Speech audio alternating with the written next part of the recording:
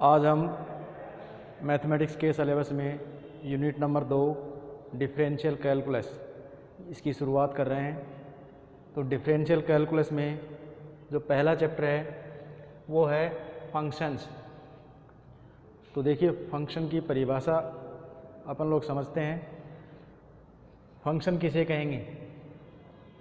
हमारे पास में ये दो समुच्चय हैं, एक समुच्चय ए है और एक समुच्चय बी है। ये दो सेट्स हैं ए एंड बी, इस प्रकार से। और एफ एक नियम है, ए से बी में परिभाषित है। इस नियम एफ के अंतर्गत ए का प्रत्येक एलिमेंट बी के एक अद्वितीय एलिमेंट से संबंधित हो। तो इस नियम को समुच्चय ए से समुच्चय बी में फलन कहेंगे। मैं यहाँ लिख रहा हूँ इसकी definition.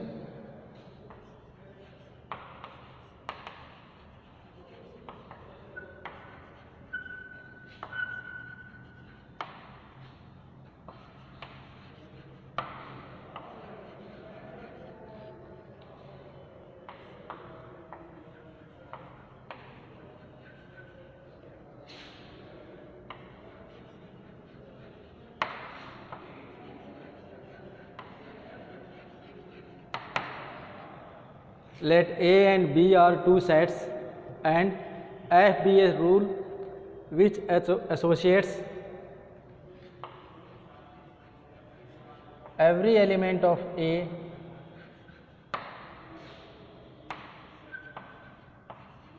to a unique element of B.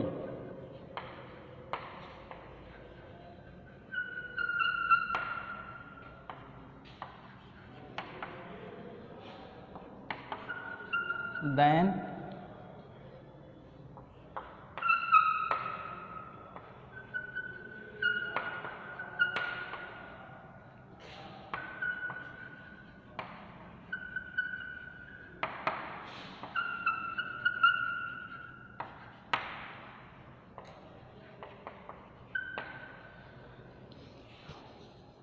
if A and B are two sets and F be a rule which associates every element of A to a unique element of B, then F is said to be a function from A to B. इसमें ये जो दो words आए हैं, every element, ये और एक word है इसमें यूनिक, इन शब्दों की बड़ी महत्वता है।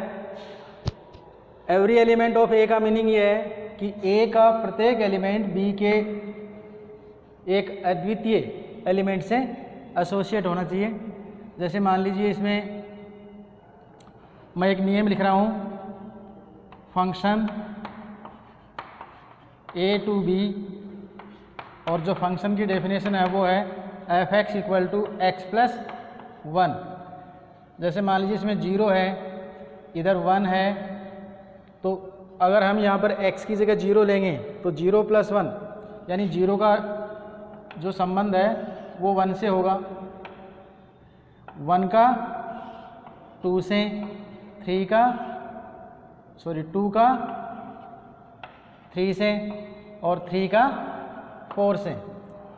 तो इस प्रकार ये A में 4 एलिमेंट थे, B में भी ये 4 एलिमेंट है। A का प्रत्येक एलिमेंट B के एक यूनिक एलिमेंट से एसोसिएटेड है। तो एवरी एलिमेंट ऑफ ए का मीनिंग है कि ए में ऐसा कोई एलिमेंट नहीं होना चाहिए जो बी के किसी भी एलिमेंट से एसोसिएट ना हो। जैसे मान लीजिए इसमें 4 होता और 4 का रिलेशन उधर किसी एलिमेंट से नहीं होता तो ये फंक्शन नहीं होता। तो हम सबसे पहले ये देखेंगे कि ए में कोई एलिमेंट छूटना नहीं चाहिए जो कि बी के किसी अवयव से संबंधित ना हो, ऐसा ना हो। तो अब ये अगर 4 को हम हटा देते हैं तो अब ये फंक्शन है, अगर 4 को इसमें मैं लिख देता हूँ और वो उधर नहीं जुड़ा हुआ है तो ये फंक्शन नहीं है।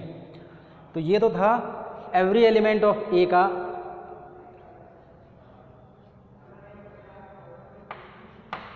एवरी एलिमेंट ऑफ ए, इसका मीनिंग था।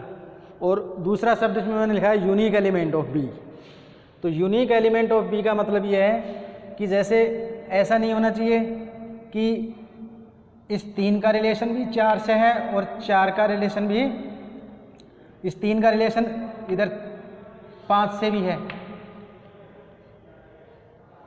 तो इसका मतलब ये 4 जो है यूनिक नहीं रहा, क्योंकि 4 के साथ साथ 5 भी 3 से जुड़ा हुआ है।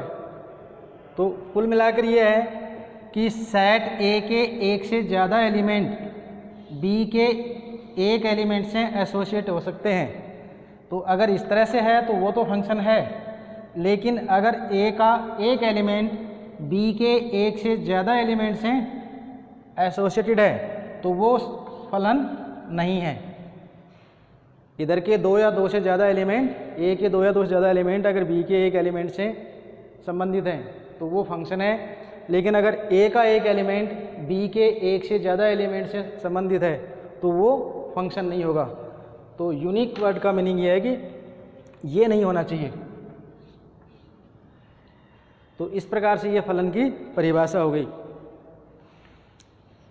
हिंदी में अगर अपन इसको ट्रांसलेट करें तो यदि ए और बी 2 समुच्चय हैं और एफ समुच्चय ए से बी में एक नियम परिभाषित है, उस नियम के अंतर्गत ए का प्रत्येक एलिमेंट बी के एक अद्वितीय एलिमेंट से संबंधित हो, तो वो नियम समुच्चय ए से समुच्चय बी में एक फलन कहलाएगा। और उसको हम इस प्रकार डिनोट करेंगे, F function F such that A to B F X equal to, ये इसकी परिभाषा या कुछ भी हो सकता है, x+1 x+2 या फिर √x या x², इस प्रकार से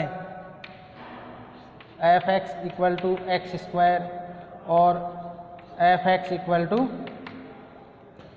x+1/x, इस प्रकार से कुछ भी अपन इसकी परिभाषा दे सकते हैं।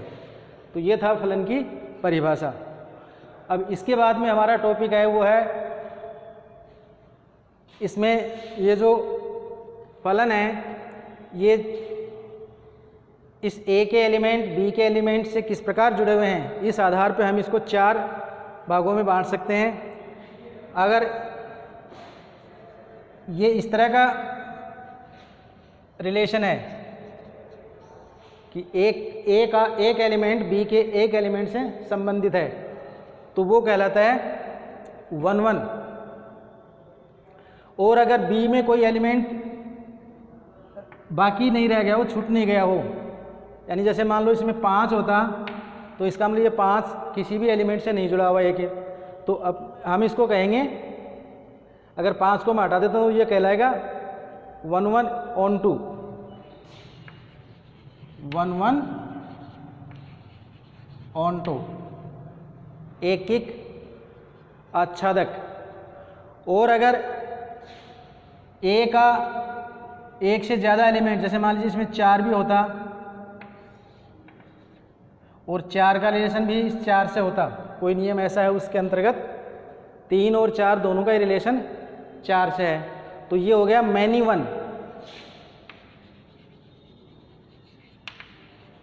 वन। और अगर इसमें एलिमेंट कोई बचा हुआ नहीं है तो on 2 हो गया, मैनी वन on 2। और अगर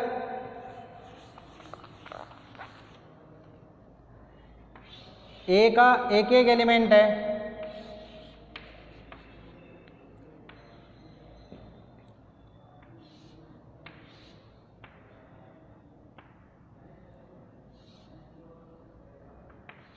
इस प्रकार का संबंध है, मान लीजिए ए के 2 एलिमेंट बी के एक एलिमेंट से जुड़े हुए हैं, लेकिन बी में कोई एलिमेंट ऐसा भी है जो ए के किसी भी एलिमेंट से जुड़ा हुआ नहीं है, तो ये कहलाएगा मैनी वन, और इसको हम इनटू कहेंगे,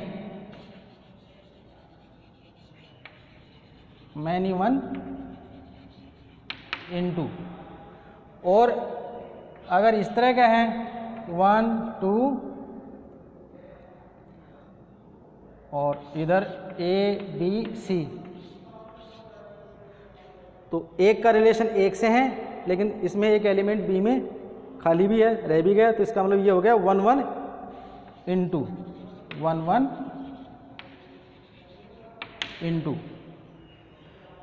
तो 1 1 onto 1 1 into many 1 onto many 1 into एक एक आच्छादक, 1 1 इंटू कहेंगे एक एक अंतरक्षेपी, मैनी 1 ऑन टू को कहेंगे मैनी बहु एक एक ही आच्छादक, और मैनी 1 इंटू को कहेंगे बहु आच्छादक अंतरक्षेपी। इस प्रकार से ये जो समुच्चय ए है ये इसका डोमेन कहलाता है, डोमेन प्रांत, और जो सेट बी है वो कहलाता है कोडोमेन, इस फंक्शन का कोडोमेन यानी सह प्रांत। और बी के वो एलिमेंट जो ए के एलिमेंट से इस नियम के अंतर्गत जुड़े हुए हैं उनका जो समुच्चय होगा वो इसकी रेंज कहलाएगी, परिसर, रेंज, परिसर। जैसे इसमें 1 2 3 4 ये रेंज है, इसमें रेंज 1 और सॉरी ए और बी है क्योंकि सी इसमें जुड़ा हुआ नहीं है। इस 1 को हम इस फलन f की इमेज कहेंगे, इस 1 की 0 की इमेज है 1, इस फंक्शन के अंदर 0 की इमेज 1, 1 की इमेज 2, 2 की इमेज 3। तो इसको हम इस प्रकार लिखेंगे, इमेज, इमेज का मतलब प्रतिबिंब। तो इमेज ऑफ, जैसे मैं इसमें इसकी बात कर रहा हूं तो image of 1 equal to 2, equal to 2। इसी प्रकार इमेज ऑफ 2 इक्वल टू 3, 2 की इमेज 3 है। तो 1 तो हो गया 0 का इमेज, 2 हो गया 1 का इमेज। लेकिन अगर हम इस तरह से उल्टा देखें तो इधर वाले एलिमेंट इनकी प्री इमेज है, पूर्व प्रतिबिंब है, प्री इमेज।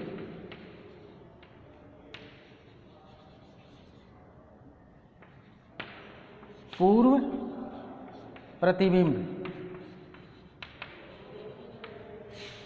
जैसे हम कहेंगे कि pre image of 2 is 1, pre image of 3 is 2, यानी 2 का पूर्व प्रतिबिंब 1 है, 3 का पूर्व प्रतिबिंब 2 है, इस प्रकार से। तो ये तो हो गया हमारा फंक्शन के बारे में। अब हम कुछ फंक्शंस के ग्राफ पढ़ेंगे।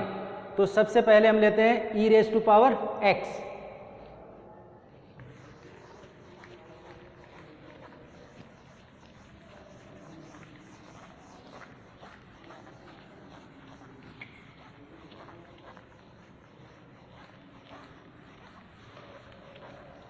Graph of e⁻x।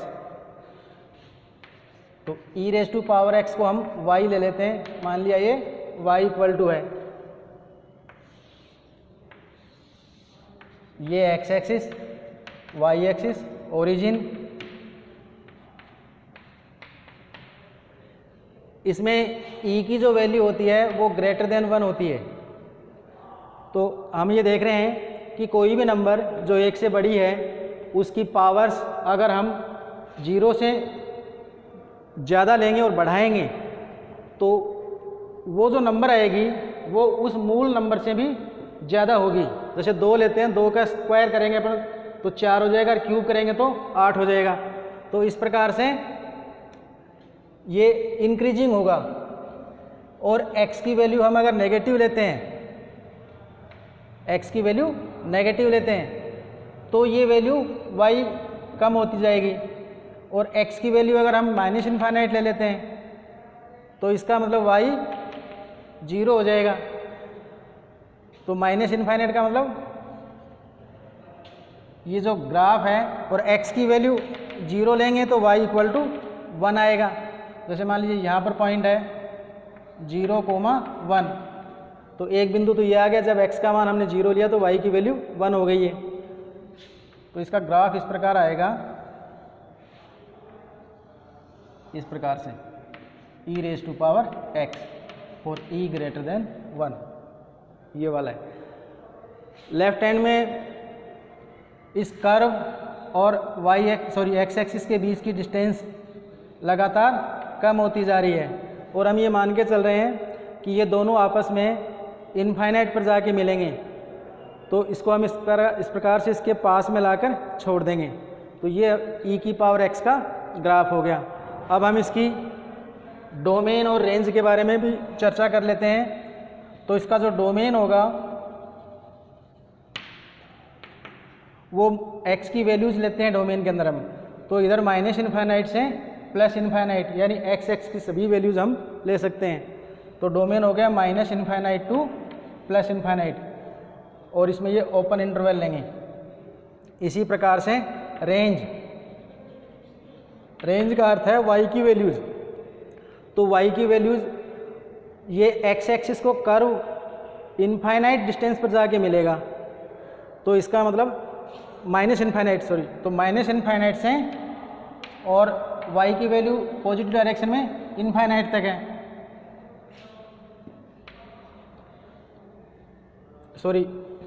ये 0 लेंगे, 0 से x की वैल्यू y की वैल्यू 0, तो 0 से इनफाइनाइट यहाँ से, और y की इनफाइनाइट डिस्टेंस तक। तो ये इसके डोमेन और रेंज हो गया। तो ये था हमारा y equal to e raise to power x। अगर हम इसी ग्राफ को इस प्रकार लें कि x equal to e raise to power y और x equal to a raise to power y ले लेते हैं फॉर a ग्रेटर देन 1 के लिए। तो अब मैंने एक तरह से x और y के रोल इंटरचेंज कर दिए। इसमें x इंडिपेंडेंट वेरिएबल था और y डिपेंडेंट, इधर मैंने y इंडिपेंडेंट कर दिया और x डिपेंडेंट। तो इसका ग्राफ ये जो x एक्सिस की नेगेटिव डायरेक्शन में ये इस तरह से ये अनंत स्पर्शी हो रही थी x एक्सिस, तो अब ये जो एसिम्पटोट है अनंत स्पर्शी वो y एक्सिस हो जाएगा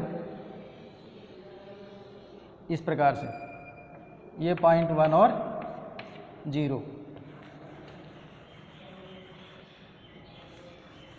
यदि हम इसका लॉग लेते हैं तो y equal to log of x base a।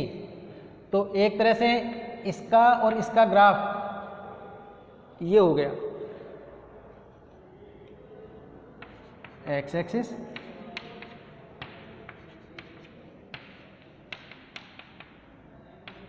y dash.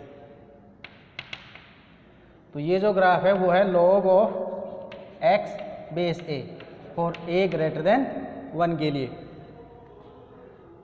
और अगर हम इसमें a की वैल्यू 1 से छोटी ले लें तो उस टाइम ये ग्राफ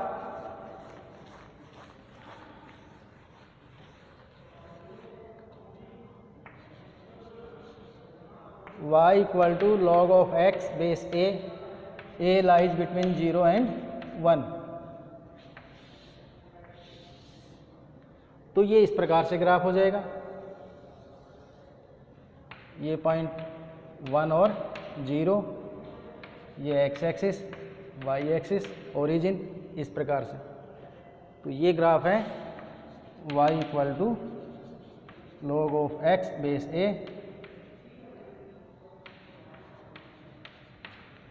a की वैल्यू 0 और 1 के बीच में है।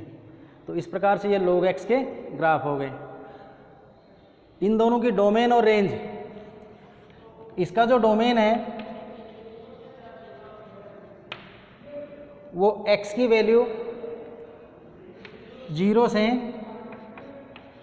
और x की इधर वैल्यू इनफाइनाइट, लेकिन ये 0 की तरफ और दोनों तरफ हम ओपन इंटरवल लेंगे। रेंज इसकी y की वैल्यूज रेंज होगी, तो minus infinite two plus infinite, minus infinite two plus infinite, ये इसकी रेंज हो गई। इधर इसका domain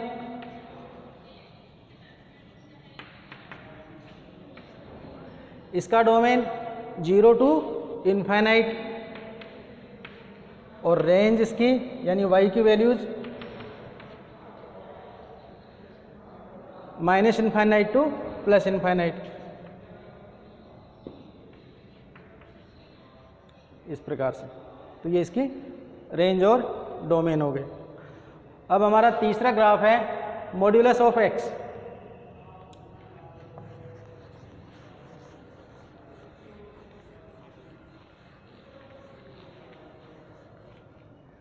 y equal to modulus F of X. तो देखिए जो मॉड्यूलस एक्स है इसकी डेफिनेशन होती है modulus of X equal to X if X greater than और equal to 0 and equal to minus X if X less than 0। यानी x का मान अगर पॉजिटिव या 0 है तो इसकी वैल्यू हूबहू x आ जाएगी, लेकिन अगर x की वैल्यू नेगेटिव है तो इसकी वैल्यू फिर माइनस एक्स हो जाएगी, यानी अल्टीमेटली ये वैल्यू पॉजिटिव आनी चाहिए। तो जैसे मान लीजिए x का मान 1 लेते हैं तो y भी 1 हो गया, पॉइंट यहाँ जाएगा। x की वैल्यू 2 लेते हैं तो y की वैल्यू भी 2 हो जाएगी, यहाँ आ गया। 3 लेंगे x की वैल्यू तो y की वैल्यू भी 3 आ जाएगी, इस प्रकार से पॉइंट यहाँ हो गया। ये तो हो गई x की पॉजिटिव वैल्यू के ऊपर ग्राफ। अगर x की नेगेटिव वैल्यू लेते हैं, जैसे मान लीजिए x का मान हमने -1 लिया तो y फिर भी +1 ही रहेगा, तो ये पॉइंट यहाँ आ गया। x की वैल्यू -2 लेंगे तो y भी +2 आएगा, पॉइंट यहाँ आ गया। x -3 तो y भी अब भी +3, पॉइंट ये आ गया। इस प्रकार से ये मॉड्यूलस x का ग्राफ है। ये ओरिजिन x एक्सिस और ये y एक्सिस। अब इसका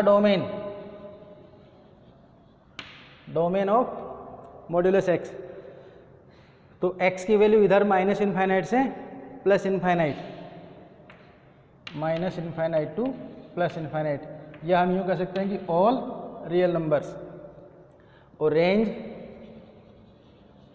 रेंज इसकी यानी y की वैल्यूज, तो y की वैल्यूज देखिए यहाँ पर 0 से लेकर और इनफाइनाइट तक हैं, तो इधर क्लोज इंटरवल हो जाएगा क्योंकि 0 इंक्लूड है इसमें, और इनफाइनाइट की तरफ ओपन इंटरवल।